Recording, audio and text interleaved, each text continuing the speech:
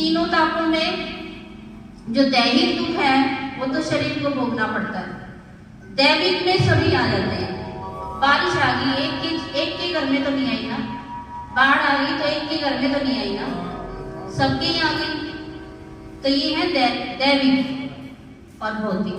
इन तीनों तापों से क्या है? विनाश है। इनको नष्ट करना है। तीनों ताप हमें ना मिले। कईयों का जीवन देखो ऐसा बीत जाता है, कभी बुखार भी नहीं हुआ, कहते हैं ना कई, इसके कभी सिर में भी दर्द नहीं हुआ, और कई पैदा होते ही बीमार होने लगते हैं। तो ये हमारे कुछ पूर्व जन्मों के संस्कार। ताप त्रय विनाशाय, और इन तीनों तापों का विनाश कौन करेगा? श्री कृष्णाय वयम्। हम भगवान श्री कृष्ण को नमस्कार कर, सभी करेंगे। हम भगवान श्री कृष्ण को नमस्कार कर, हमें तीनों तरह के तापों से दूर। बोलिए कृष्ण कन्हैया लाल। फिर किसको नमस्कार करते हैं हम? सुखदेव जी, जिन्होंने इस कथा को सुनाया। राजा परीक्षित को ये कथा सुनाई। और कैसे थे वो? सुखदेव जी का जन्म कल होगा हमारी कथा में।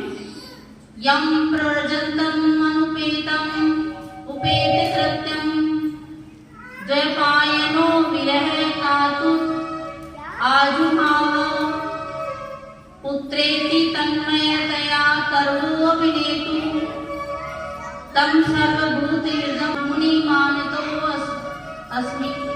यानी हम उस सुखदेव जी को नमस्कार करते हैं जो सुखदेव जी पैदा होते हैं, जैसे इनका जन्म हुआ था ना, पैदा हुए थे सुखदेव जी, तो पैदा होते ही उछल पड़े थे। और जब वो जा रहे थे सुखदेव जी, तो व्यास जी ने, जो इनके पिता थे, सुखदेव जी को कहा कि बेटा रुक जा, बेटा रुक जा, लेकिन वो रुके नहीं। उनकी जगह पेड़ों ने उत्तर दिया था। पेड़ बोले कि वो तो भगवान के ध्यान में निकल गए, और ऊपर से कौन पिता कौन बेटा, क्योंकि उनको गर्भावस्था में ज्ञान हो गया था। तो निकलते ही वो भगवान को ढूंढने के लिए चल पड़े। तो ऐसे सुखदेव जी को हम इस कथा में नमस्कार करते हैं। और फिर ये कथा नैमिषारण्य में सोनकादि 88,000 ऋषि मुनियों ने इस कथा को सुनने के लिए सूत जी से कहा कि सूत जी, हमें एक ऐसी कोई कथा सुनाइए जिसमें भगवान की लीलाओं का गान हो, क्योंकि हमारे कितने भी पुराण हैं, उपनिषद हैं, उनके अंदर ऐसी लीलाएं नहीं है जैसी लीला श्रीमद् भागवत गीता में। ऐसी लीलाएं और ग्रंथों में नहीं है। उपनिषद है हमारा, उसमें सारी ज्ञान की बात मिलेगी, लीला नहीं है उसके अंदर। उसमें क्या कहा है? ईश उपनिषद है एक हमारी, उसमें कहा है ईशावास्यमिदं सर्वं यत् किंचित् जगत्यां जगत् तेन त्यक्तेन भुञ्जीथा मा गृधय कस्य स्वीदनम्। ईश उपनिषद में कहा है कि भगवान हर वस्तु में विराजमान है। ईशावास्यमिदं सर्वं यत् किंचित् जगत्यां जगत्, जो कुछ भी इस संसार में है उसमें भगवान विराजमान है। इसलिए तेन त्यक्तेन भुञ्जीथा, इसलिए त्याग पूर्वक हर वस्तु का उपभोग करो। क्या करो? त्याग पूर्वक हर वस्तु का उपभोग करो। ऐसे नहीं बहुत सारा खाना मिल जाए तो खा ही रहो सारा ही, बहुत सारी चीज मिल जाए तो अकेले ही रख लो, नहीं, बांट के खाओ। तो त्याग पूर्वक हर वस्तु का क्या करो? उपयोग। तेन त्यक्तेन भुञ्जीथा मा गृधः कस्य स्वीदनम्, किसी दूसरे के धन पर गीध की दृष्टि मत रखो कि इसका धन मेरा हो गया। कईयों की आदत होती है मेरा तो मेरा, तेरा भी मेरा, दूसरे का भी अपना, और जब तू देना पड़ जाए उसका उसका, मेरा मेरा। तो ईशुपनिषद में कहा है माँ ग्रध कस्य स्वीदनम, किसी के भी धन पर की दृष्टि मत रखो, त्याग पूर्वक इस जीवन को जियो जितना हो सके। तो सुनने का 88,000 ऋषि मुनियों ने सूत जी से पूछा कि सूत जी, अब भगवान कृष्ण तो धरा गांव से चले गए, क्या हम उनको याद नहीं करते? अभी करते हैं ना, वृंदावन में क्यों जाते हैं? इसलिए जाते हैं कि भगवान की याद बनी रहे। तो सूत जी से सोनकादि 88,000 ऋषि मुनि पूछते हैं कि संसार में घोर कलयुग आ गया, क्योंकि भगवान कब आए थे? द्वापर युग में। यही कहा ना, भगवान कृष्ण कौन से युग में आए थे? द्वापर के बाद क्या आया? कलयुग आया। तो उनके जाने के बाद जो समय आ रहा है वो कलयुग का है। और कलयुग में क्या है? अज्ञान ध्वांत विध्वंस कोटि सूर्य संप्रभा सुताख्यायी कथा सारम मम कर्ण रसायनम। सूत जी महाराज, जो कानों को रस प्रदान करे वो कथा मुझे क्या करो? सुनाओ। क्या करो? वो कथा सुनाओ जो हमारे कानों को क्या करे? रस प्रदान। ये कान किस लिए दिए हैं भगवान ने? ठीक है, एक दूसरे की बात सुनने के लिए, सुन करके चुगली करने के लिए नहीं। और इन कानों को क्या करना? हमें सफल करना, कि भगवान की कथाएं सुननी है, भगवान की चर्चाएं सुननी है। 24 घंटे तो खैर नहीं सुन सकते, लेकिन कुछ समय के लिए भगवान की कथाएं सुननी। क्यों सुननी है?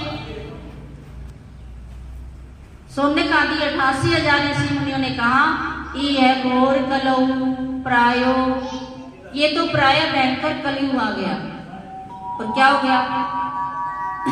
जीवश्च असुरतांगता, और जीव क्या हो गए हैं?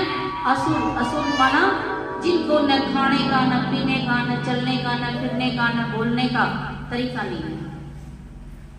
तो क्या करेंगे? क्लेशाक्रांतस्य तस्यैव, और सारी दुनिया में क्लेश बढ़ गया है। शोधने किं प्राणम, तो इस क्लेश को कम करने का क्या साधन रहेगा, ये बताओ। सुखदेव जी महाराज जी भी इस कथा को परीक्षित जी को सुनाते हैं।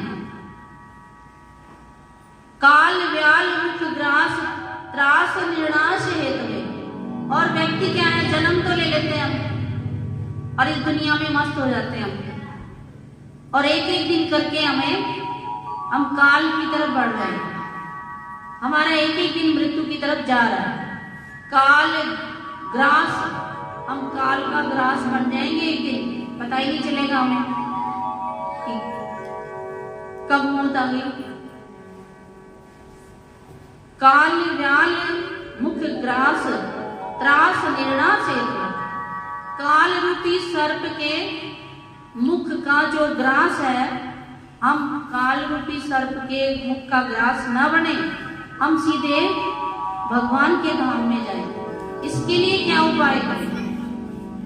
श्रीमद् भागवतम शास्त्रम कलौ कीरेण भाषितम। ये श्रीमद् भागवत कथा, कीर कहते हैं तोते को, तोते के सुखदेव के मुख से ये कथा कही गई है। वैसे भी आपको पता है कि तोता यदि किसी फल को खा ले तो क्या होता है?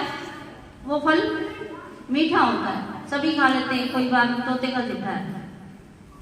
तो वो सुख और ये सुख, ये कथा भी सुखदेव जी ने सुनाई है। जिस समय राजा परीक्षित जी की कथा आएगी कथा में, राजा परीक्षित को जब ये पता चला कि मेरी मृत्यु 7 दिन में होने वाली है, 7 दिन के बाद मैं यहाँ नहीं होगा, जबकि वो संपूर्ण धरती का राजा थे। सारी धरती उन्हीं की थी।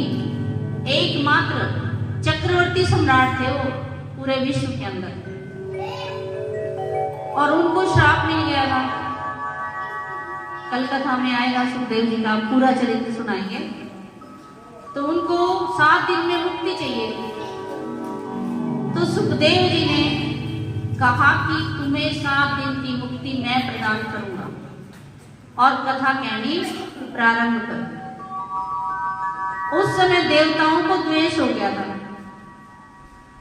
देवताओं ने आकर के कहा सुखदेव जी को और राजा परीक्षित को कि परीक्षित, कथा तो हम सुन लेते हैं और तुम ये अमृत ले लो, अमृत पी लो, एकदम में ही अमर हो जाओगे, तुम्हें इतनी मेहनत करनी नहीं पड़ेगी। तब सुखदेव जी ने कहा कथा लो के, कहाँ तो तुम्हारा अमृत और कहाँ कथा। तो मैं कथा को नहीं छोड़ूंगा, मैं तो कथा सुनूंगा। क्व कांच क्व मणिर महान, कहाँ तो कांच और कहाँ मणि। मैं देवताओं का अमृत नहीं पीना चाहता, मैं तो कथा सुनूंगा जो सुखदेव जी मुझे सुना रहे हैं। ब्रह्म रातो विचार्येत तदा देवांश जहासा, यानी कि उन्होंने कथा सुननी चाहिए, देवताओं का अमृत ग्रहण नहीं किया। तभी तो कहते हैं कि ये कथा देवताओं के लिए भी दुर्लभ है। ये कथा देवलोक में थोड़ी चलेगी, ये कथा मृत्यु लोक में ही चलेगी। अब हम बैठे हुए इस मृत्यु लोक, तो कथा क्या है? एक प्रकार से अमृत है, इसका हम पान करेंगे। पिएंगे कैसे? अब पानी हो, चाय हो, दूध हो तो डाल के गिलास में पी जाएंगे। गोली लेनी है, बुखार ठीक हो गया, लेकिन ये कथा हमें कानों के द्वारा पीनी है। ये हमारे अंदर अंतःकरण में जानी चाहिए। जब तक ये अंतःकरण में नहीं जाएगी, हमारा ज्ञान, हमारे अंदर ज्ञान पैदा नहीं करेगी, तब तक कथा की कोई वैल्यू नहीं है। बोलिए कृष्ण कन्हैया लाल, सांवरिया सरकार की। Please subscribe, like and share.